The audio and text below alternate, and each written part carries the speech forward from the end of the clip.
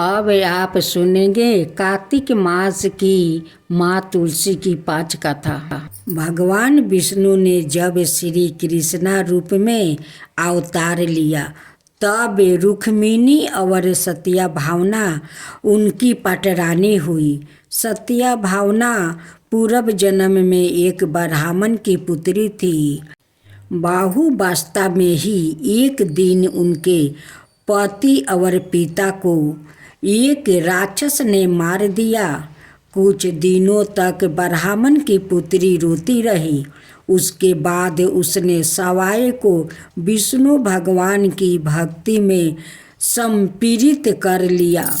वो सभी एकादशी का व्रत रखती और कार्तिक मास में नियम पूर्वक सूर्योदय से पहले स्नान करके भगवान विष्णु और तुलसी की पूजा करती थी।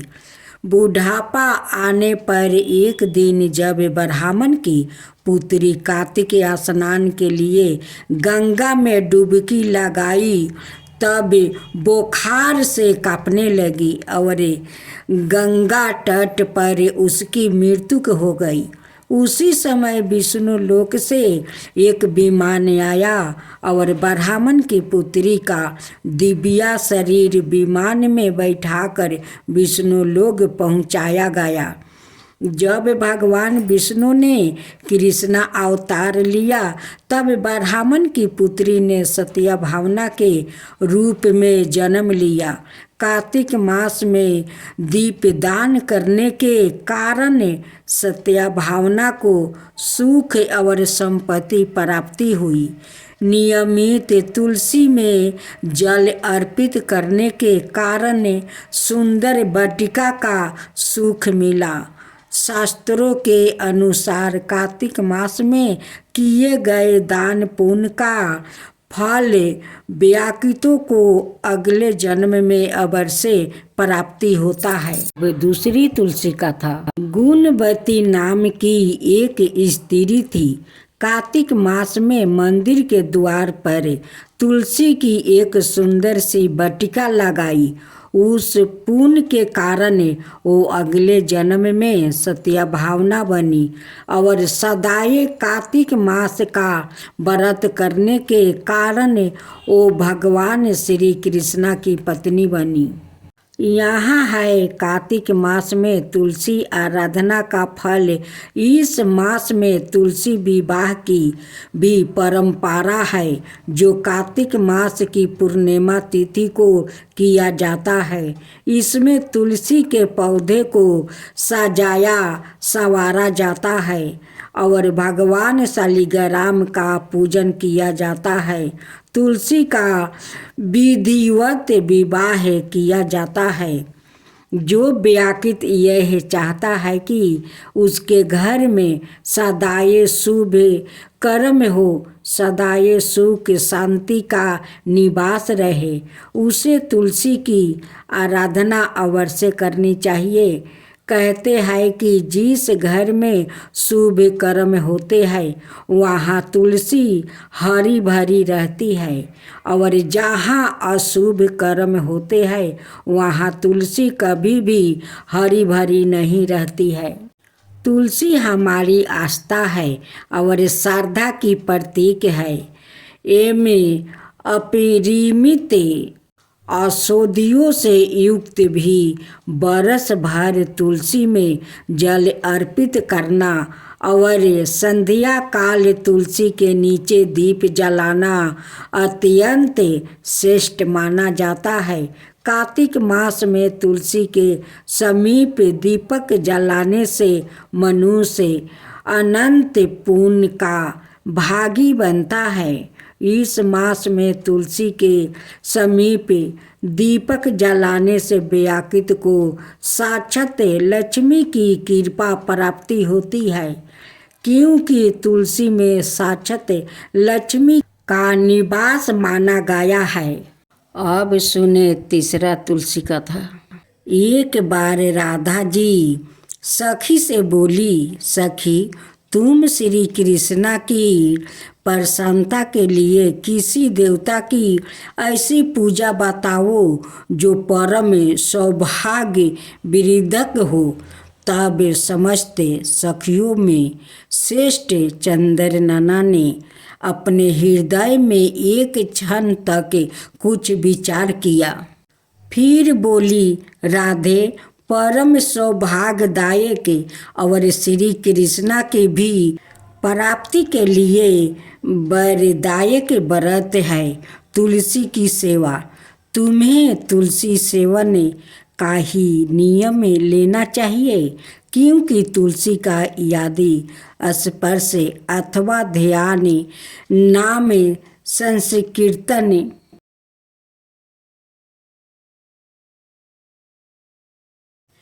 आरोपण चेतन किया जाए तो महान पुण्यप्रद होता है। हे राधे, जो प्रतिदिन तुलसी की भक्ति करते हैं वो कोटि सहस्त्र योगों तक अपने उस कृत्य का उत्तम फल भोगते हैं। मनुष्यों की लगाई हुई तुलसी जब तक शाखा पर शाखा, बीज, पुष्प और सुंदर दलों के साथ पृथ्वी पर बढ़ती रहती है, तब तक उनके वंश में जो जो जन्म लेता है वो सभी हो हजारों कल्पों तक श्री हरि के धाम में निवास करते हैं। जो तुलसी मंजीरी सिर पर राख कर परम त्याग करता है वो सैकड़ों पापों से युक्त क्यों ना हो, यमराज उनकी ओर देख भी नहीं सकते। इस प्रकार चंद्रनना की कही बात सुनकर राजेश्वरी श्री राधा ने साक्षात श्री हरि को संतोष करने वाले तुलसी सेवन का व्रत आरंभ किया और केतकी वन में 100 हाथ गोलाकर भूमि पर बहुत ऊंचा और अत्यंत मनोहर श्री तुलसी का मंदिर बनवाया, जिसकी दीवार सोने से जोड़ी थी और किनारे किनारे पद्मराग मणि लगी थी। वो सुंदर सुंदर पत्तों, हीरे और मोतियों के परकोटे से अत्यंत सुशोभित था।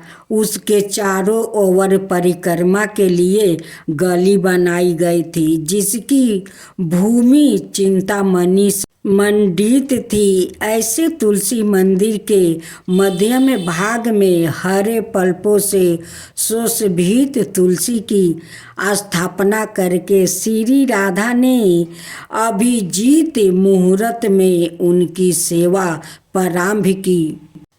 श्री राधा जी ने आश्वासन शुक्ला पूर्णिमा से लेकर चैत्र पूर्णिमा तक तुलसी सेवन व्रत का अनुष्ठान किया। व्रत आरंभ करने के उनके प्रति मास पृथक पृथक रस से तुलसी को सींचा। कार्तिक में दूध से, मार्गशीर्ष में ईख के रस से, पूष में दक्षा रस से, माघ में बारहमासी आम के रस से, फागुन मास में अनेक वस्तुओं से मिश्रित मिश्री के रस से और चैत्र मास में पंचमृत से उनका सेचन किया और वैशाख कृष्णा प्रतिपदा के दिन उद्यापन का उत्सव किया। उन्होंने 2 लाख ब्राह्मणों को 56 भोग से दीर्पित करके वस्तु और आभूषणों के साथ दक्षिणा दी। मोटे मोटे दिव्य मोतियों का 1 लाख भारा और स्वर्ण का 1 कोटि भारा श्री गंगाचार्य को दिया। उस समय आकाश से देवता तुलसी मंदिर पर फूलों की वर्षा करने लगे। उसी समय सौरन सिंहासन पर विराजमान हरि प्रिया तुलसी देवी प्रकट हुई। उसके 4 भुजाएं थी, कमल दल के समान विशाल नेत्र थे। 16 बरस की अवस्था और सायं कांति थी। मस्तक पर हेममय किरीट प्रकाशित था और कानों में कंचनमय कुंडल झलमला रहे थे। गरुड़ से उतर कर तुलसी देवी ने रंग वाली जैसी श्री राधा जी को अपनी भुजाओं से अंक में भर लिया और उनके मुख चंदर का चुंबन किया। तुलसी बोली, कलावती राधे, मैं तुम्हारी भक्ति से प्रसन्न हूँ। यहाँ इंद्रिया मन वृद्धि और चिंत द्वारे जो जो मनोरथ तुमने किया है वो सब तुम्हारे सम्मुख सफल हो गया है। इस प्रकार हरि प्रिया तुलसी को प्रणाम करके वृषभानु नंदिनी राधा ने उसे कहा, देवी गोविंद के योगल चरणों में मेरी आहायतु की भक्ति बनी रहे। तब तथास्तु कह कर हरि प्रिया अंतर्ध्यान हो गई। इस प्रकार पृथ्वी पर जो मनुष्य श्री राधिका का इस विचित्र उपाख्यान को सुनता है वो भगवान को पाकर कीर्तक हो जाता है। कार्तिक महीने में एक बुढ़िया माई तुलसी जी को सिंचती और कहती कि हे तुलसी माता, सत्य की दाता, मैं बिलरा सींचू तेरा, तू कर दे निस्तार मेरा। तुलसा माता अडूबा दे, लडूबा दे, पीतंबर की धोती दे, मीठा मीठा गैस दे, बैकुंठ में बास दे, चटक की चाल दे, मटक की मौत दे, चंदन का काठ दे, रानी सा राज दे, दाल भात का भोजन दे, 11 की मौत दे, कृष्णा जी के कंधा दे। तब तुलसी माता यह सुनकर सूखने लगी तो भगवान ने पूछा कि हे तुलसी, तुम क्यों सूख रही हो? तुलसी माता ने कहा कि एक बुढ़िया रोज आती है और यही बात कह जाती है। मैं सब बात तो पूरा कर दूंगी, लेकिन आप का कंधा कहाँ से दूंगी? तो भगवान बोले, जब वो मरेगी तो मैं अपने आप कंधा दे दूंगा। जब बुढ़िया मर गई सब लोग आ गए। जब माई को ले जाने लगे तो वो किसी से ना उठी। तब भगवान एक 12 बरस के बालक का रूप धारण करके आए। बालक ने कहा, मैं बुढ़िया के कान में एक बात कहूँगा। सबने कहा, तू भी अपने मन की कर ले बेटा। बालक बुढ़िया के पास गया और कान में कहा, बुढ़िया माई, मन की निकाल ले, तू बिलरा सींच मेरा, मैं करूँ निस्तार तेरा। बुढ़िया माई अडूबा ले, लडूबा ले, पीतंबर की धोती ले, मीठा मीठा गस ले, बैकुंठ का बास ले, चटक की चाल ले, मटक की मौत ले, कृष्णा जी के कंधा ले। यह सुनकर बुढ़िया माई हल्की हो गई। भगवान ने कंधा दिया और बुढ़िया माई को मुक्ति मिल गई।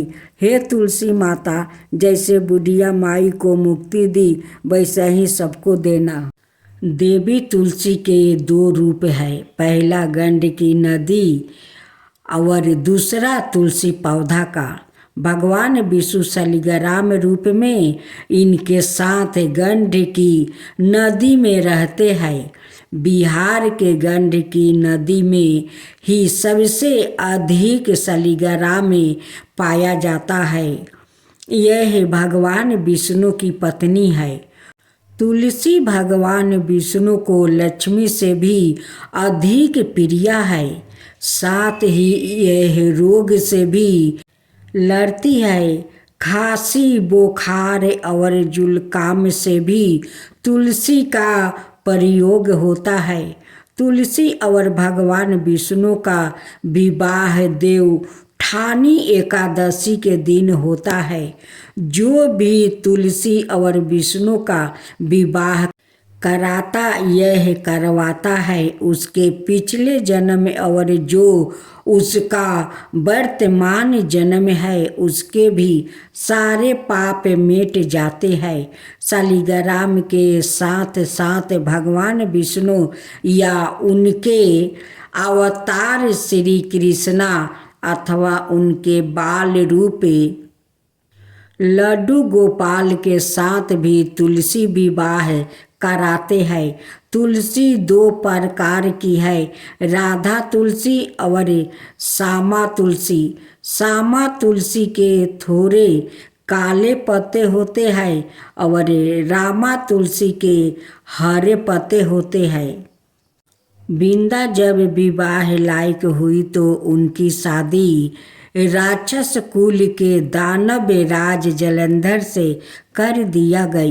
यह कहा जाता है कि जलंधर ने समुंदर से जन्म लिया था। विवाह के बाद बिंदा बड़ी ही पतिव्रता से अपने पति की सेवा किया करती थी। जब देवताओं और दानवों में युद्ध छिड़ा, युद्ध पर जाते हुए बिंदा ने अपने पति जलंधर से कहा कि स्वामी, आप तो युद्ध पर जा रहे हैं, लेकिन जब तक आप जीत हासिल कर वापस नहीं आते तब तक मैं आपके लिए पूजा करती रहूंगी और अपना संकल्प नहीं छोड़ूंगी। जलंधर तो युद्ध में चले गए और बिंदा व्रत का संकल्प लेकर पूजा में बैठ गई। बिंदा के व्रत का प्रभाव इतना था कि देवता जलंधर से जीतने में नाकाब हो रहे थे। जब देवता हारने लगे तो सभी ने भगवान विष्णु से प्रार्थना की कि किसी भी तरह वो देवताओं को युद्ध जीतने में मदद करे। भगवान विष्णु बड़े ही असमंजस स्थिति में थे। वो सोच रहे थे कि बिंदा को कैसे रोका जाए, जबकि वो उनकी परम भक्त थी। बड़े ही सोचने के बाद श्री विष्णु जी ने बिंदा के साथ छल करने का निर्णय ही लिया। व्रत पूजा को तोड़ने के लिए उन्होंने बिंदा के पति जलंधर का रूप धारण किया और बिंदा के महल में जा पहुँचे। बिंदा ने जैसे ही अपने पति जलंधर को देखा तो उन्हें चरण छूने के उद्देश्य से पूजा से उठ पड़ी, जिससे बिंदा का संकल्प टूट गया। अब बिंदा का व्रत संकल्प टूटते ही देवताओं ने दानव जलंधर का सिर धड़ से अलग करके उसे मार दिया गया। भगवान विष्णु के छल का पता जब बिंदा को गाता हुआ तो पहले तो वो जलंधर का काटा हुआ सिर लेकर खूब रोई और सती होने के पहले विष्णु जी को पत्थर बन जाने का श्राप दिया। विष्णु जी पत्थर बन भी गया, लेकिन इस बात से सभी देवता देवियों और लक्ष्मी जी खूब रोने लगे। सभी ने मिलकर बिंदा से खूब मिनती की कि वो विष्णु जी को श्राप से वंचित कर दे। आखिरकार बिंदा मानी। भगवान विष्णु फिर से अपने अवतार में आए। विष्णु जी ने देखा कि बिंदा जिस जगह सती हुई उस जगह एक पौधा खिला हुआ है। बिंदा से किए गए छल का प्रायश्चित करते हुए विष्णु जी ने खिले हुए पौधों को तुलसी का नाम दिया और यह ऐलान किया कि आज से इनका नाम तुलसी है और मेरा एक रूप इस पत्थर के रूप में रहेगा, जिसे शालिग्राम के नाम से तुलसी जी के साथ ही पूजा जाएगा। और तुलसी जी की पूजा के बगैर मैं कोई भी भोग स्वीकार नहीं करूँगा। तब से तुलसी जी की पूजा सभी करने लगे। कार्तिक मास में तुलसी जी के साथ शालिग्राम जी का विवाह किया जाता है। एकादशी के दिन इसे तुलसी विवाह पर्व के रूप में मनाया जाता है। तुलसी बड़ी पवित्र और बड़े काम की चीज है। चरणामृत के साथ तुलसी को मिलाकर प्रसाद के रूप में ग्रहण किया जाता है। हिंदू धर्म में सभी अपने दरवाजे या आंगन में तुलसी का पौधा लगाते हैं। शरीर के कई विकारों के लिए भी यह फायदेमंद है। जो पवित्र है, हमारे लिए समर्पित है, उसे हम माँ कहते हैं, इसलिए उन्हें माँ तुलसी कहते हैं।